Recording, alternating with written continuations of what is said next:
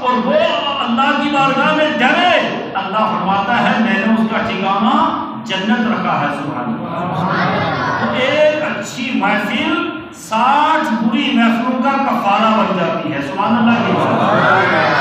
آپ نے میری آواز سے دیکھا ہوگا کہ میں مجبوری کے تحت چند ذکر حسین کے تعلق سے باتیں آج کروں گا۔ ہمارے عزیزم مولوی ابرار صاحب جنہوں نے تفصیلاً تو نہیں کہہ سکتے کیونکہ اس کی تفصیل بہت لمبی چوڑی ہے، اجمالاً انہوں نے تھوڑا سا خاکہ آپ کے سامنے پیش کیا اور انہوں نے اعلان کر دیا کہ ہمارے امام بھی جو ہے تھوڑا سی گفتگو کریں گے۔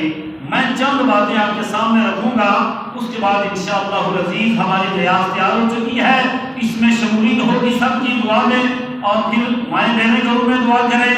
یہ لمحے زندگی میں خدا کے آخری پیغام کا، جو محافظ تھا خدا کے آخری پیغام کا، جس کی نبضوں میں مچلتا تھا لہو اسلام کا، ہنس کے جس نے پی لیا جام شہادت وہ حسین۔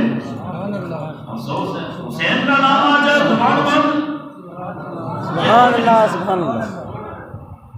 ہنس کے جس نے پی لیا جام شہادت وہ حسین، مر گیا لیکن نکی پھانسی کی باعث وہ حسین۔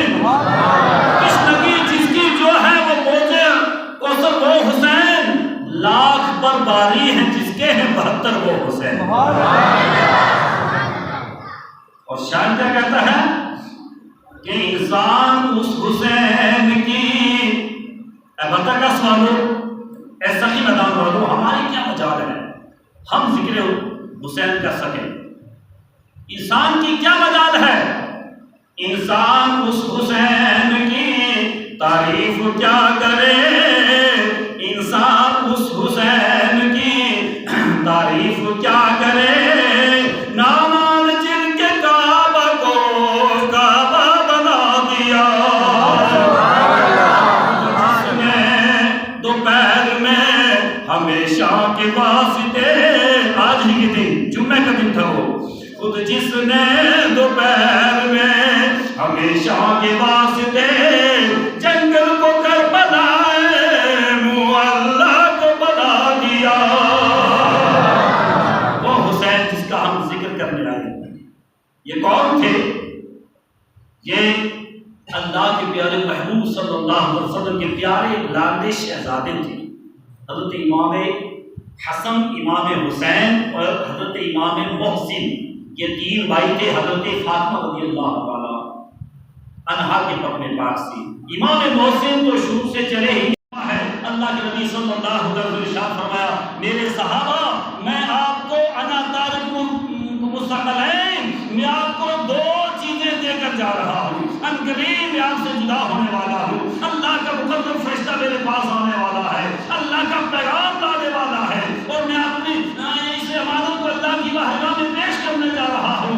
ہو سکتا ہے کہ ہماری تمہاری ملاقات نہ ہو یا نہ ہو، لیکن ایک بات یاد رکھنا، اے میرے صحابہ ایک بات یاد رکھنا، ایک بات کا تم بھی سنو، اللہ کے نبی نے جو آخری بات فرمائی تھی ذہن نشین کر لو، وہ کون سی بات تھی؟ 2 باتیں فرمائی، انا تارک مستقلین، میں تمہیں 2 باتیں باری برکت باتیں چھوڑے جا رہا ہوں، ان کو مضبوطی سے تھامے لینا، جب ان کو مضبوطی سے تھامے رہو گے تو تم کامیاب اور کامران رہو گے، جب ان سے ہٹ جاؤ گے چھوڑ دو گے تم ذلیل و خوار ہو جاؤ گے۔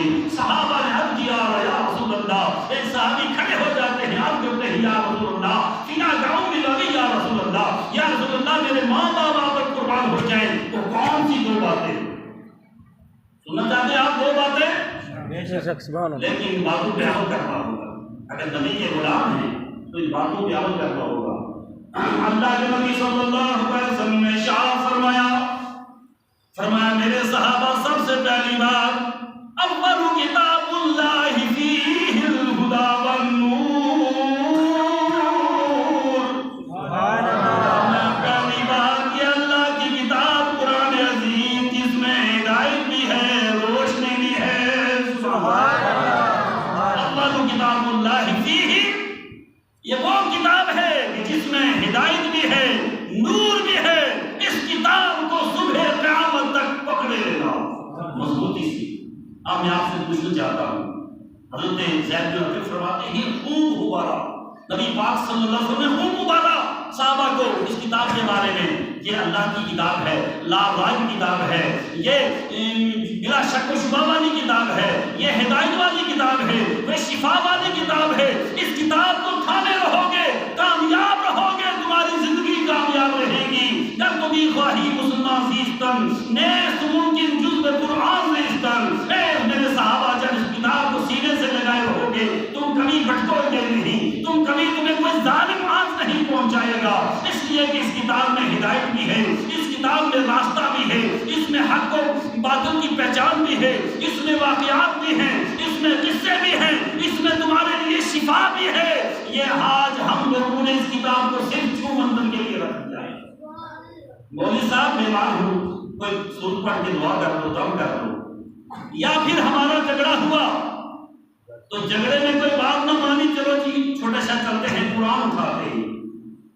یہ دبائی ہی ہے، یہ ہدایت نہیں. قرآن ان چیزوں کے لیے نہیں آیا ہے، قرآن پڑھنے کے لیے آیا ہے، قرآن سمجھنے کے لیے آیا ہے. ہمارے نوجوان بچے جو ہم سے پڑھ کے فارغ ہوئے، سارے تو نہیں مجھے نظر آ رہے، لیکن میں کوئی لڑکا یہاں سے کھڑا ہو کر کہہ دے کہ استاد جی میں روزانہ قرآن کی صبح شام تلاوت کرتا ہوں، ایک ہی وقت بتا دے یا صبح کا یا شام کا. زبانی تو سورہ یاسین کو پڑھتے ہوں گے جن کو میں نے پڑھائی ہے، سورہ نور کو پڑھتا ہوگا، مگر روزانہ میرے صحابہ میں جا رہا ہوں مگر آپ کو قرآن دے کر جا رہا ہوں. سبحان اللہ. اس قرآن کو مضبوطی سے دوستوں تھامو میرے عزیزوں. اس قرآن سے برکت حاصل کرو، اپنے گھروں میں تلاوت کرو، صبح خود بھی اٹھو.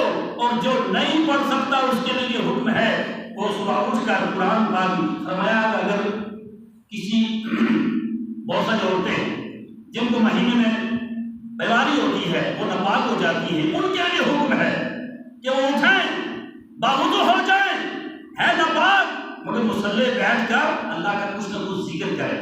تلاوت سمجھ کر نہیں، عبادت سمجھ کر ذکر کریں، ان کی عادت بنی رہے.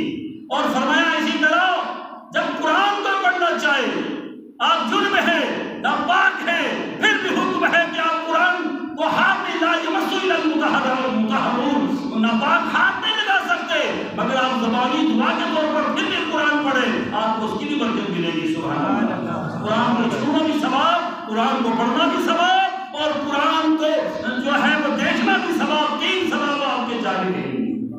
آگے اللہ کے نبی نے فرمایا میرے صحابہ دوسری بات. کون سی بات؟ فرمایا واہل بیت عترتکم، میری اہل بیت سے محبت کرنا. اور کس سے محبت کرنا؟ میری اہل بیت سے محبت کرنا. سبحان اللہ کی آواز ہے.